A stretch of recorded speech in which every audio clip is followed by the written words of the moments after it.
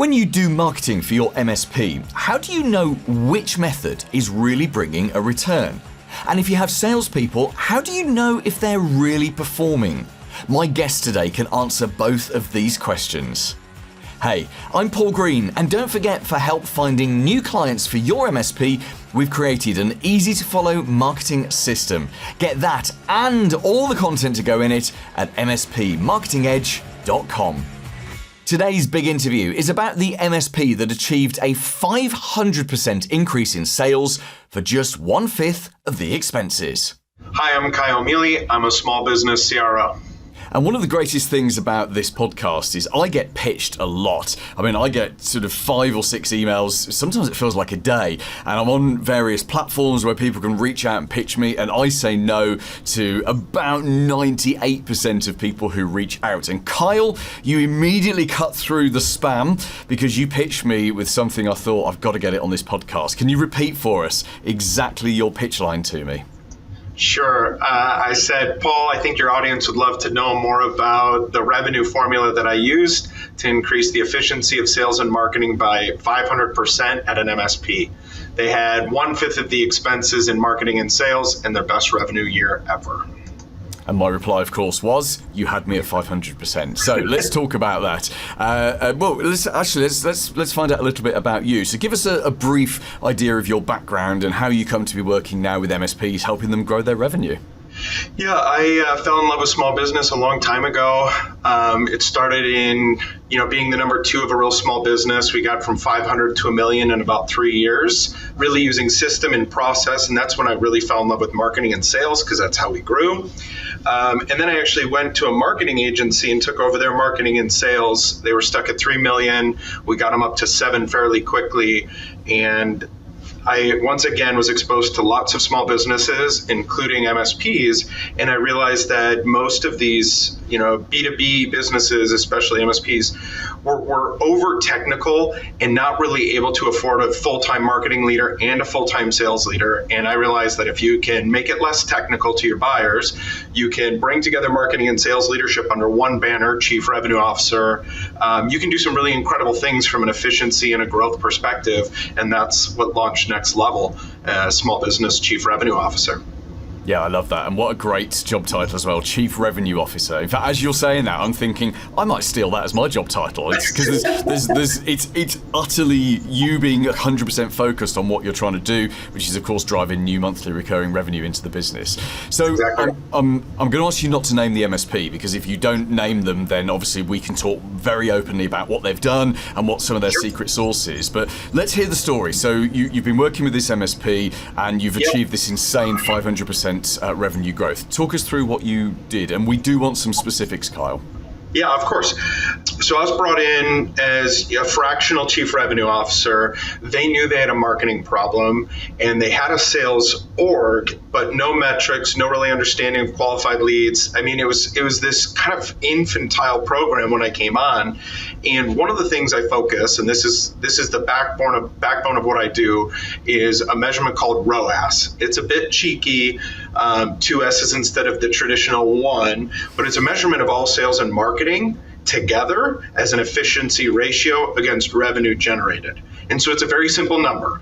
And they didn't know how to measure this. And this is kind of what I get to do in my role, reporting up to leadership teams, is, score attribution of marketing and sales efforts. Because marketing wants credit, sales wants credit. It's like, we don't care. I just care about driving new revenue. And so I looked at their marketing efforts, their sales, put it all together, and they were at a 1.17, which is really bad. For MSPs to grow, you want that ratio to be between 6 and 8. And the first thing I did is I looked at all their expenses, and I noticed that for 4 salespeople, they had only brought in 4 new deals in 6 months. That was like eye-opening. And then I started to look at commission structure, and I realized that we could get the same amount of efficiency very, very quickly with reducing almost completely, the inefficient use of sales time and energy, and spend some of that money over driving marketing. So that was kind of the setup, was really an efficient sales team. Okay, so let me just pause you there, and I just want to make sure everyone understands exactly what you're talking about in terms of acronyms and measurement scores and stuff. So just dive in for us, explain what ROAS traditionally means, explain what it means to you, and then just talk us through that score and how and why an MSP would normally have like a 6 or a 7. Sure. So ROAS, ROAS, is return on ad spend in the marketing world. And that's a measure of, okay, if I spend, $1,000 on Google Ads, I'm getting $4,000 in product sales. What my model does, and it's, the revenue portion is, instead of just thinking about advertising dollars, purely small, scale, is it's return on all sales and marketing spend. So ROASS. When you put every expense, sales, commission, compensation, your leadership, so like technically my fee to my clients is in that bucket. I have to generate a return on those dollars.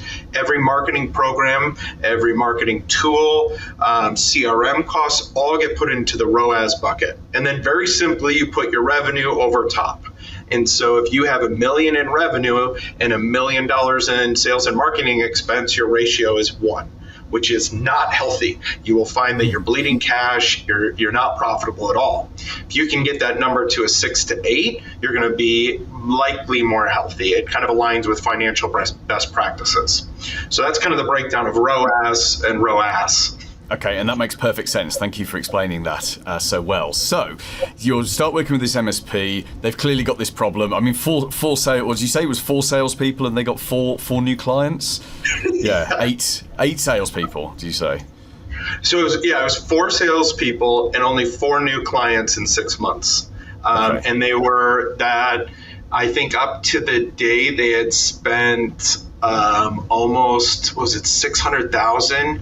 In compensation already for that year. Wow. They were getting commissioned on just about anything and everything. It was built entirely in their favor without anybody with a financial lens looking at it for profitability.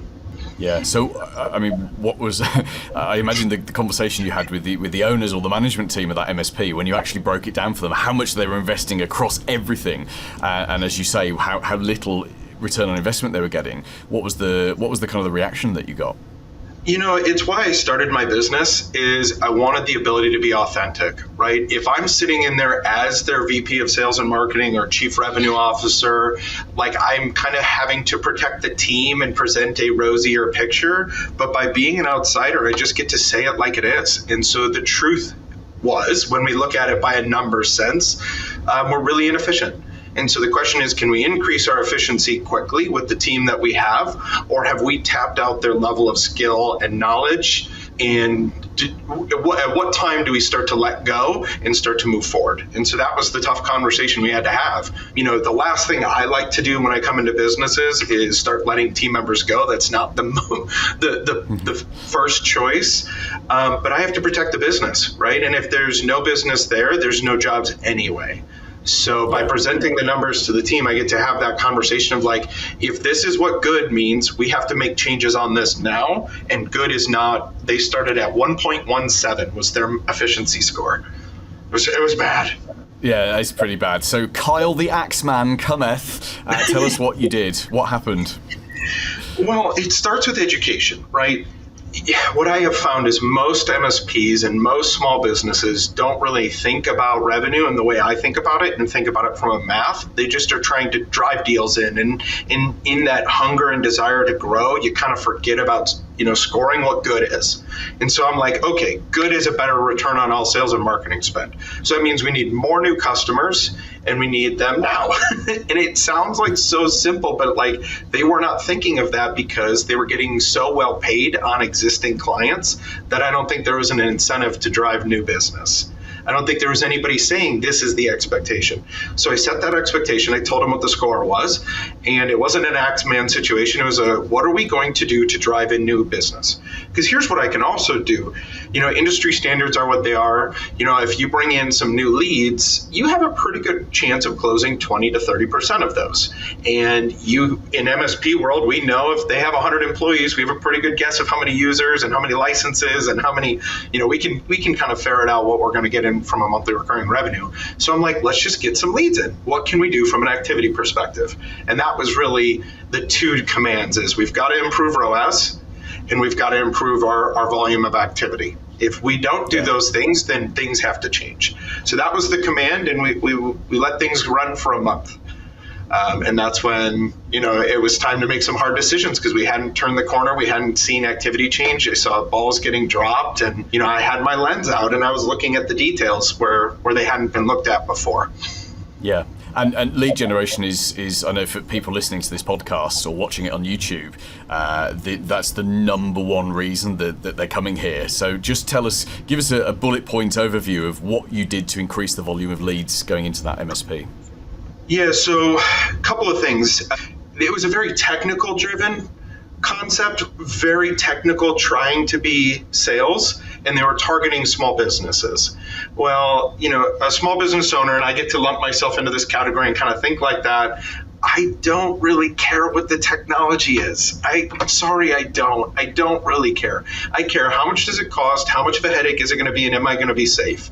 And so we started to talk about things in those terms, which was eye-opening. And it was really hard for that sales team because they'd only ever been technical sales, relying on engineering, which was another cost center, and relying on service side expertise to solve the problems that they didn't know how to solve.